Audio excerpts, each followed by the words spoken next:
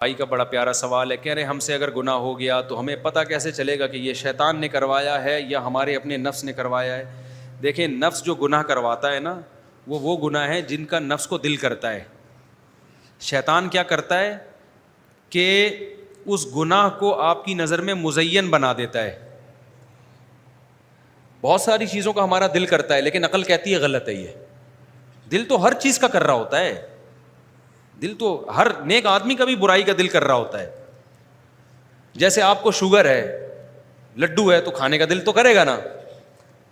تو چاہے آپ عقل مند ہوں، بے وقوف ہوں، جب میٹھا کھانے کا دل کرے گا تو وہ تو دل کرے گا۔ عقل کہہ رہی ہوتی ہے بھائی تیرا شوگر اتنی زیادہ ہے، ابھی تو یہ نہ کھا۔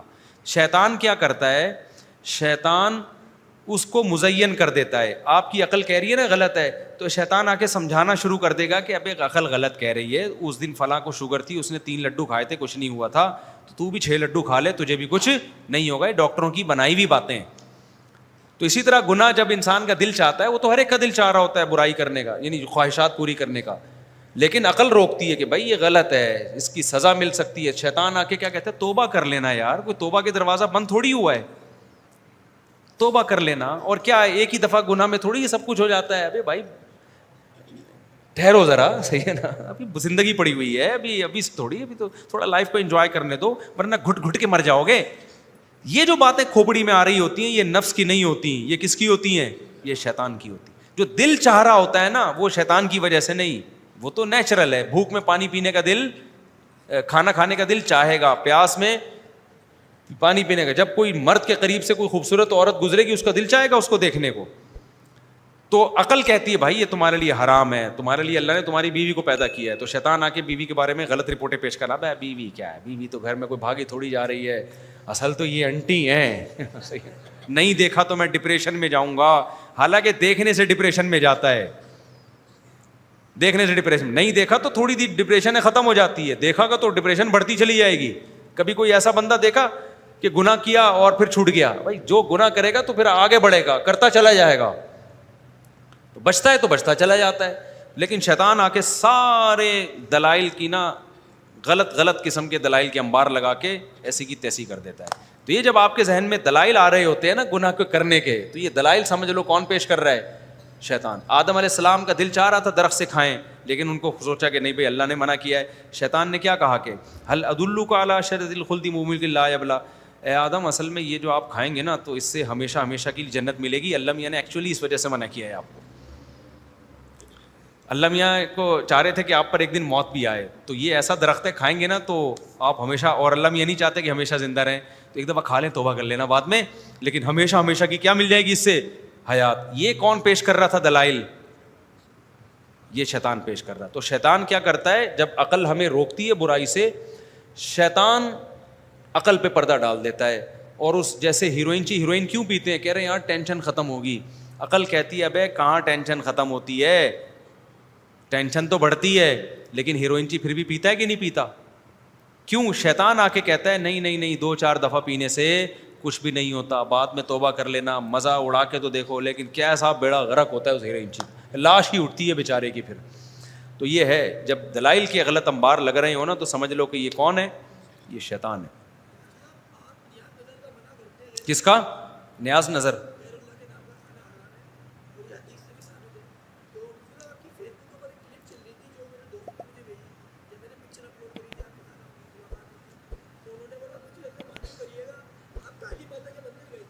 کالی ماتا کا مندر،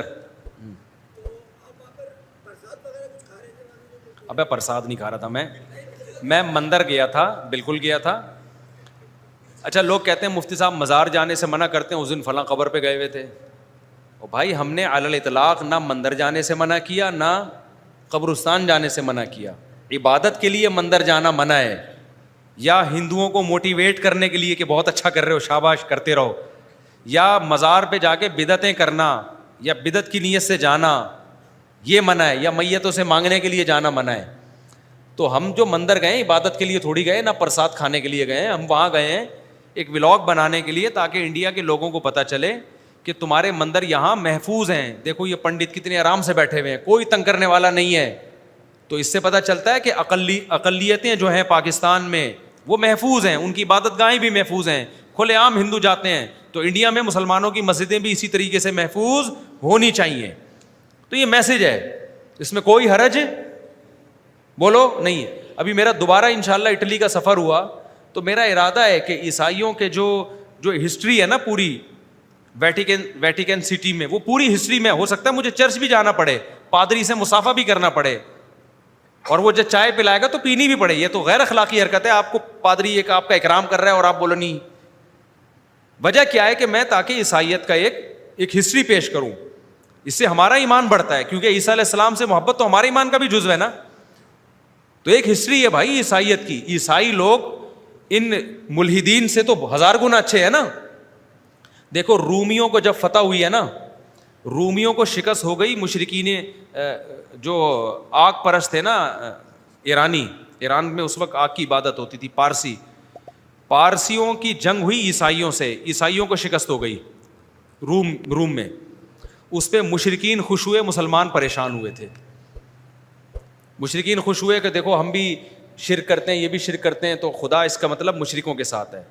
تو مسلمان چاہتے تھے عیسائیوں کو فتح ملے, کیونکہ جب عیسائیت اور بت پرستوں کا مقابلہ ہوگا تو ہم کس کے ساتھ ہوں گے؟ عیسائیوں, کیونکہ عیسائی مذہب اسلام کے زیادہ قریب ہے بنسبت بت پرستوں کے. میں سمجھا پا رہا ہوں اپنی بات؟ تبھی قرآن نے بھی عیسائیوں کو اور یہودیوں کو الگ, جو اہل کتاب ہیں ان میں, جو یہودی لڑ رہے ہیں ہم سے اسرائیل میں, ان کی بات میں نہیں کر رہا, لیکن نارمل یہودی کی بات کر رہا ہوں یا نارمل عیسائی کی بات کر رہا ہوں. تو ان کو تو قرآن زیادہ پروٹوکول دیتا ہے. ان کو قرآن کیا کہتا ہے؟ وَلَا تُجَادِلُوا أَهْلَ الْكِتَابِ إِلَّا بِالَّتِي هِيَ أَحْسَنُ. اہل کتاب سے بحث کرو اچھے طریقے سے. مشرکین سے بات کا اور اہل کتاب سے بات کا انداز میں کیا ہونا چاہیے؟ فرق ہونا چاہیے. تعالوا إِلَىٰ كَلِمَةٍ سَوَاءٍ بَيْنَنَا وَبَيْنَكُمْ, آؤ ایسی بات کی طرف ہمارے اور تمہارے درمیان متفق ہے. تم بھی عقیدہ توحید کے دعوے دار ہو, ہم بھی عقیدہ توحید کے دعوے دار ہیں, تم بھی پیغمبروں پر ایمان رکھتے ہو, ہم بھی. تو میرا تو ارادہ ہے, میں اٹلی گیا تو میں تو ابھی صحیح میری پیاس بجھی نہیں ہے وہاں. میں تو ایک چلتے چلتے میں ویٹیکن سٹی کا ہلکا پھلکا سا ولاگ بنا لیا تھا. ابھی تو میرا تمیز سے جانے کا ارادہ ہے. اور وہاں تو مجھے پتا چلا اٹلی میں ایک گاؤں ہے جو بہت صدیوں پرانی آبادی ہے وہاں پہ, یعنی آبادی کا مطلب ان کی اولادیں, کلچر وہی رکھا ہوا ہے جو عیسائیت کا کلچر تھا. تو میرا تو ارادہ میں اٹلی کے اس شہر میں جاؤں گا اور پھر جو اصل عیسائیت کا ایک زمانے میں ونس اپون اے ٹائم جو کلچر ہوا کرتا تھا وہ ہائی لائٹ کروں گا میں, تاکہ پتہ چلے کہ یہ جو آج جو الحاد پھیلا ہے نا مذہب سے بغاوت, اس کے سائیڈ افیکٹ کیا ہیں. عیسائیت کم از کم اس الحاد سے تو اچھی تھی نا. عیسائیت میں ہومو سیکچولیٹی تھوڑی تھی. مذہب کو آپ کسی بھی درجے میں فالو کرتے ہیں تو یہ پھر بھی بہتر ہے. بالکل مذہب کا لبادہ آپ نے جو اتار کے پھینک دیا. عیسائیت آپ کو ہومو سیکشولیٹی کی اجازت نہیں دیتی. تو اگر آپ الحاد دنیا میں پھیل جائے گا, یہ تو ایک صاحب نے کہا کہ ہم رشیا سے تعلقات بنائیں گے, امریکہ سے ہماری دشمنی ہوگی. اب ہم رشیا بلاک کا حصہ ہم بننا چاہیے, امریکہ سے ہمیں. تو میں نے ان سے کہا, میں کوئی سیاسی, مجھے نہیں زیادہ اس بارے میں معلومات, لیکن امریکہ رشیا سے بہرحال اچھا ہے. سمجھ میں آ رہی ہے بات؟ امریکہ رشیا سے کیا ہے, یعنی آپ آسمان سے گرے اور اٹکے کس میں؟ کھجور میں اٹکو گے جا کے. امریکن کسی نہ کسی درجے میں اہل کتاب ہیں. رشین نے جو ہسٹری میں ظلم کیا ہے نا, جو ملحد اور ایتھیس لوگوں کے جو ظلم ہے, وہ بہت خطرناک نوعیت کے ہیں. اہل کتاب پھر بھی ان کی نسبت تھوڑا سا ان میں رحم کا جذبہ ہے.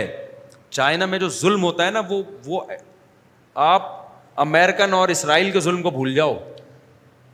جو چائنیز جو ظلم کرتے ہیں, جو جہاں ان کے علاقے میں بغاوت ہو رہی ہے نا, وہاں کی بات کر رہا ہوں. سارے مسلمانوں پہ وہ بھی ظلم نہیں کرتے, چونکہ وہ خدا کو مانتے ہی نہیں ہیں. جو خدا کو نہیں مانتے ان کے دل تو پتھر ہوتے ہیں. جو کسی نہ کسی درجے میں کسی مذہب سے وابستہ رہے ہیں, ان کے دل میں پھر بھی تھوڑی سی نرمی ہوتی ہے. تو رشیا کا جو ظلم آپ اٹھا کے دیکھو نا, جو افغانستان میں کرتا رہا ہے اور جو اس سے پہلے ہوتا رہا. امریکہ بھی افغانستان میں آیا, ظلم کیا, اس نوعیت کا نہیں کیا جو رشیا نے کیا تھا. رشیا نے تو بہت تباہی مچا دی تھی, کیونکہ وہ بالکل ملحد لوگ ہیں. تو اس لیے جب کمپیئر کیا جائے گا, ہماری نظر میں سارے اسلام دشمن ہیں, جب کمپیئر کیا جائے گا تو اہل کتاب کو پروٹوکول دیا جائے گا. سمجھتا نہیں ہے نا بات کو, جب نہیں پڑھے گا رات کو تو کیسے سمجھے گا بات کو؟ چھٹی, میرا خیال ہے مجھے بھی معاف کر دو. قادیانی بالکل ٹھیک نہیں ہے بھائی, ان سے لین دین جائز نہیں ہے. ہاں قادیانی, وجہ اس کی ہے کہ وہ اپنے کفر کو اسلام, دیکھو عیسائیت اپنے آپ کو اسلام سے تعبیر نہیں کرتے. وہ کہتے ہیں ہم مسلمان نہیں ہیں. تو اسلام اور عیسائیت جدا جدا ہیں. لیکن قادیانی کا جرم یہ ہے کہ وہ کافر ہیں اور اپنے کفر پہ لیبل کس کا لگا رہے ہیں؟ اسلام کا. ایک جھوٹے نبی کو محمد صلی اللہ علیہ وسلم کی طرف منسوب کر رہے ہیں. یہ بہت سنگین نوعیت کا جرم ہے. قادیانی اپنے آپ کو مسلم کہنا چھوڑ دیں, ہم ان کو گلے لگا لیں گے کہ بھائی جہاں دنیا میں بہت سارے غیر مسلم ہیں تم بھی ہو. جب تک اپنے آپ کو مسلم کہتے ہیں تو ہم ان سے تعلقات اور دوستیوں کی اجازت نہیں دیتے. ان کا جرم بہت سنگین نوعیت. ایک بھنگی چمار کو پیغمبر کے کھاتے میں ڈال دیا, سید الانبیاء صلی اللہ علیہ وسلم کے کھاتے میں, جھوٹے کذاب دجال کو. کیسے برداشت کر لیں گے بھائی ہم؟ تو یہ تو غیرت کا مسئلہ ہے.